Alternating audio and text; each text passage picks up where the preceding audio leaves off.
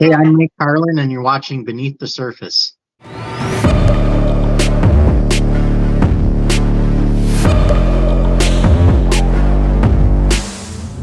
I started 15 years ago, fast lane detailing. It was supposed to be a quick lube and a detail shop together. I thought that we would never have enough work with the details, so we would do quick lube. I just then found out really quick that detailing kept us busy enough. Of course, back then we didn't have a lot of ceramic coatings or anything like that, so it was just strictly cleaning the vehicles, buffing them, whatever it may be. So that's been about 15 years. I actually started in a dealership before that just for some extra money. So it was kind of by accident that I started my shop. I started, and this is something that I hear from so many detailers, is they started as a hobby for extra money, and then it builds into a monster. And that's exactly what happened to us. I found one day I woke up and I had 15 dealer vehicles in my yard for a hobby, and I'm like, I have to do something here. So I started a detail shop, had a couple employees, and it just kept on growing. So now we're to the point we'll do anywhere from 175 to 200 coatings a year. We are in a very small area in central Wisconsin. I don't have any large cities near me for a couple hours in all directions, so we just kind of pull in people from wherever.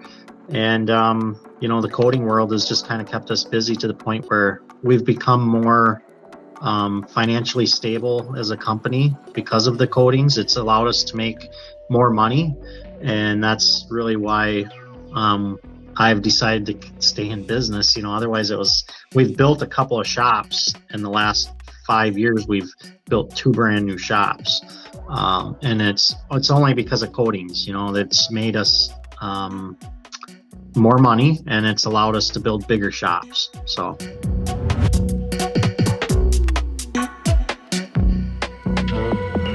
IGL is eco-friendly, installer-friendly, and customer-friendly. I mean, that's basically sums it all up. Either way you look at it, it's friendly to us, whether it's from the install to the customer maintaining it, and just in general eco-friendly. So there might be a lot of products out there, and it's not just bottling something because you want to bottle something and make more money. It's tested, and it's tried out, and it works. And if it makes the cut, it goes into production. If it doesn't make the cut, it gets worked on until it does make the cut. So that's kind of a really good attribute. And that's something I congratulate the team with, is that the hard work that you guys put into all that product.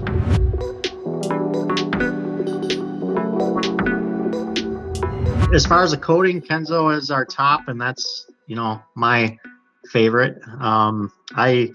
I love the packaging of it. I love I love being able to show my customer, hey, this is Kenzo. It just looks top of the line. It is. As far as consumables or liquids, Blizzard's a big thing. I know Jen Turcott would yell at me if I didn't say Genco, so I'll say Genco.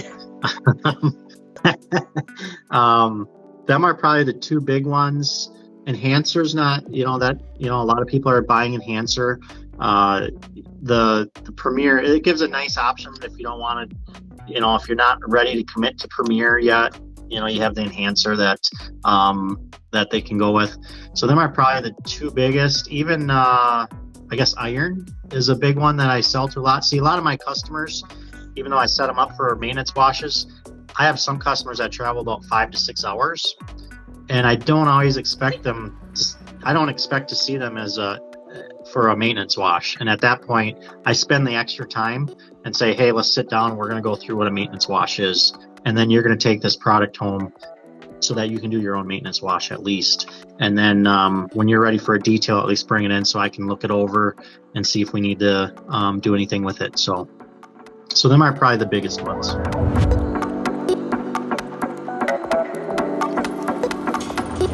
What I always my weather around here is a little bit different than a lot of people. In Wisconsin, we always say if you don't like the weather, wait 15 minutes and it'll change. And there's a lot of truth there.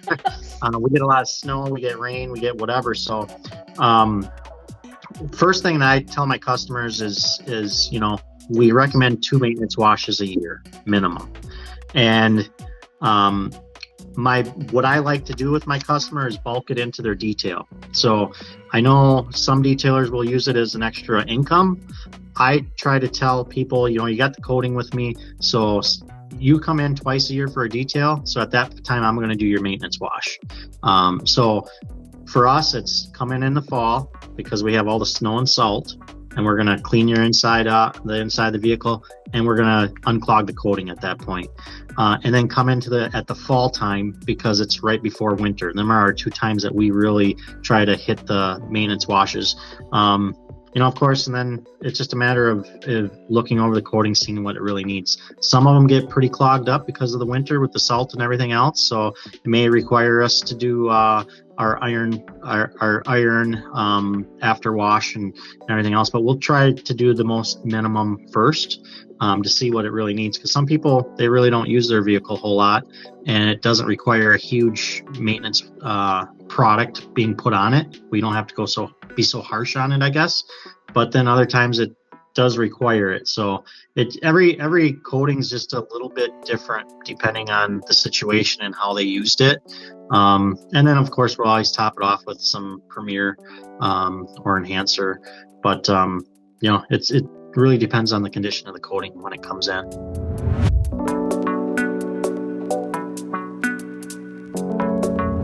So there's a couple of things that can be done, and I think the first thing that we have to remember as detailers, installers, is we have to do our best to get our name out there, because after we get our name out there quite a bit, I do believe that we see a lot busier times. For example, my shop right now, we're booked out until the middle of February. Not everybody is that way, but I think with the situation with COVID and everything else that happened this last year, it seems like everybody's a little more busy on the car cleaning side. But even our coatings are staying busy. But if somebody's just starting out and they don't have the work around here, some things that we tell people is, hey, maybe it's worth investing into a enclosed trailer and finding a person that has collectible cars so that you can get them spruced up for the springtime. It might be running some type of promotion. I run Black Friday's coming up pretty quick here, so I'll run a Black Friday sale, and typically we'll sell about 20 coatings on that Black Friday sale. And it's not always taking money off, it's just giving more value to the coating. So maybe it's you decided you don't do a windshield coating, but I'm going to incorporate that into my coating this time because it's very low cost to be able to do that, and it's a way to reel them customers in. So finding out a good way to give them more value and still bringing in the ticket price, that's kind of the key at that point. So them are a lot of things that we try. I've even done free wheel coatings, because all that's extra money. I have my regular paint coating, and then your windows and wheels, all that stuff is add-ons. So I'll incorporate one of them into my Black Friday sale, and then we'll sell 10, 15, 20 coatings, and they'll book us out for a month and a half, whatever it may be. Now we're getting into January, February-ish, and it's not too long from now that people start getting their tax returns, and money, it just burns holes in people's pockets sometimes. So they're ready to go get a coating or find something that they really wanted, and it starts picking up again. So that's probably the best way. And in our area is just trying some different things. Some things that we even do to try to be more involved in our community, which I firmly believe it brings customers in. We do a scholarship program for 1 or 2 lucky seniors. They write an essay, and then we give a scholarship. It's not a huge scholarship, but it's something. And that brings in their moms and dads and grandparents and everybody else for business. We clean and coat the cop cars for our community. for free of charge, and they tell people, and so it's just whatever you can do to not spend a lot of money, but help out your community.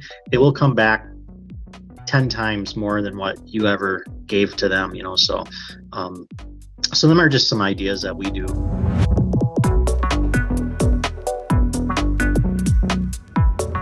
I actually did a 1955 Ford. It was all restored. The gentleman had about $175,000 into the truck that he restored.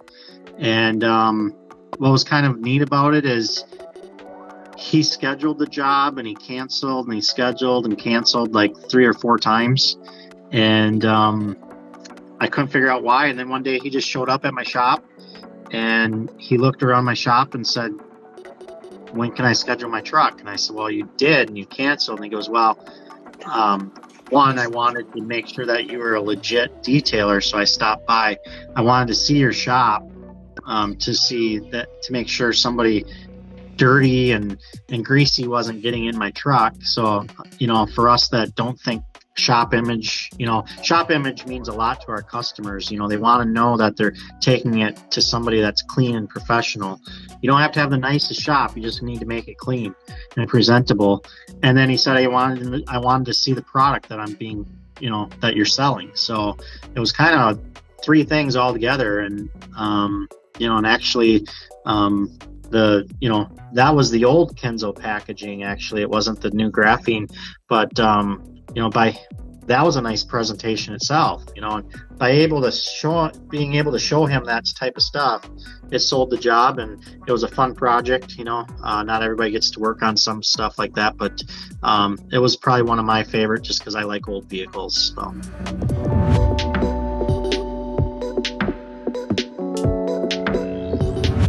Well, I'm very excited. It's going to open the doors for many, many people. I think it's going to allow us to think outside the box a little bit. Let's just face it, the shiny car market, there's always going to be the shiny car market, but there's more and more people trying to hit that shiny car market.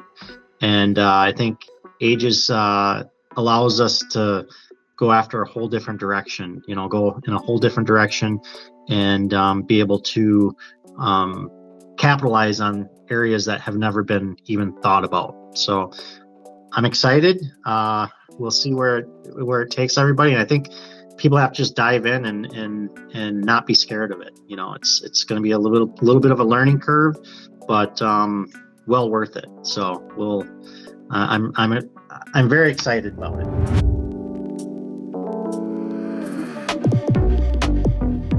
Part of it is I love people, and I love when they pick up and they're satisfied.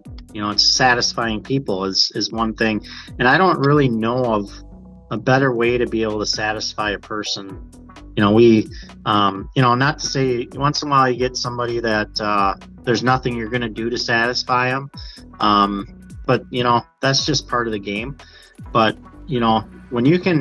when you can make 99% of the people's life better by something that you performed, and they are just like, some of these people, when they pick up, they cry, or, they're just, so excited to have what they feel like a new vehicle. And just being part of that, to me, is kind of the drive with everything. And the other thing is just the challenge.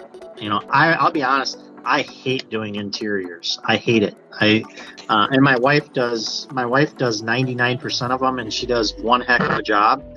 But when it comes to paint, I love seeing how much you can change the look of the outside of a vehicle. And you're doing the same thing with an inside. It's just that I choose not to do the insides very often. But to be able to see from start to finish the change, to me it's exciting, and it keeps me, it puts a hunger inside me to be able to do more and be better on the next one. So.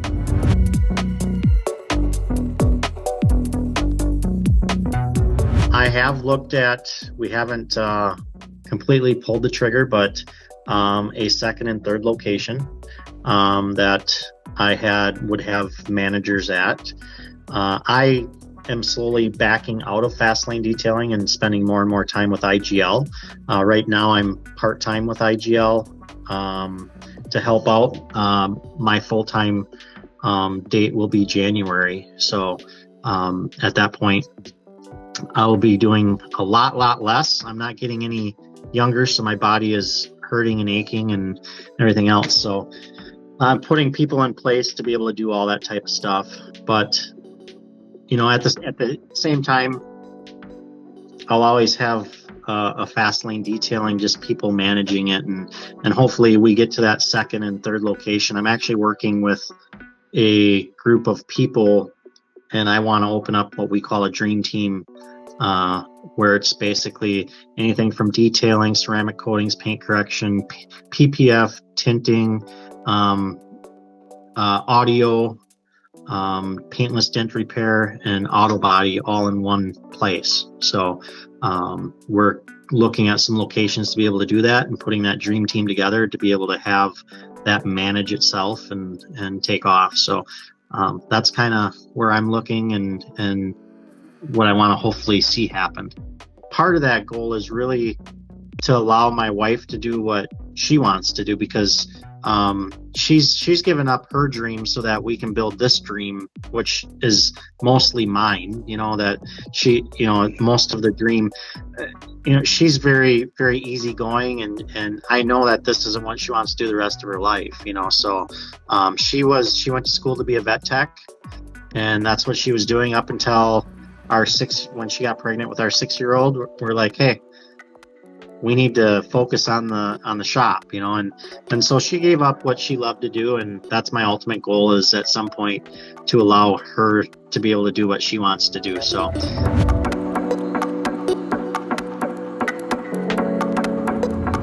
well, I mean, one word's hard, but I would say easy, durable,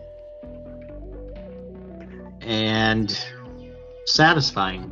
It satisfies all of my customers' needs.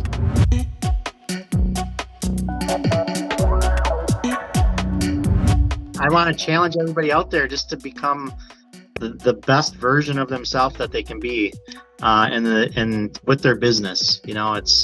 We really focus on a lot of.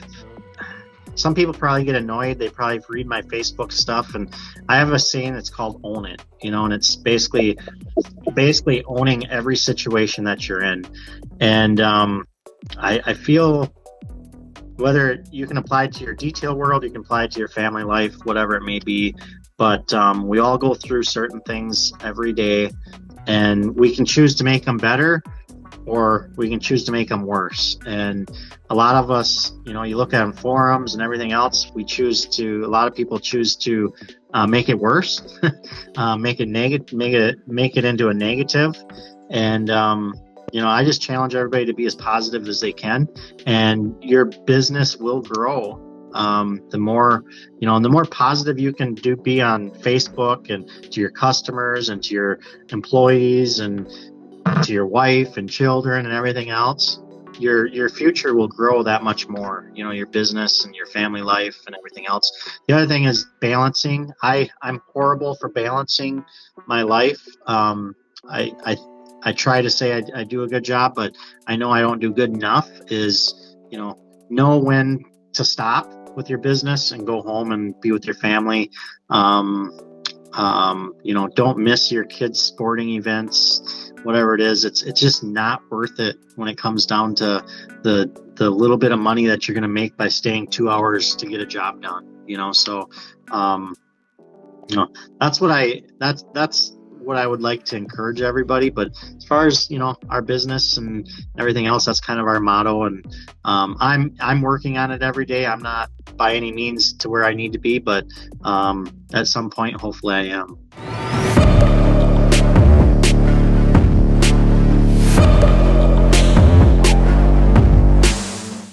Thanks for watching, and if you have any questions, comment below, and don't forget to like, subscribe, and hit that little notification bell, and we'll see you in the next video.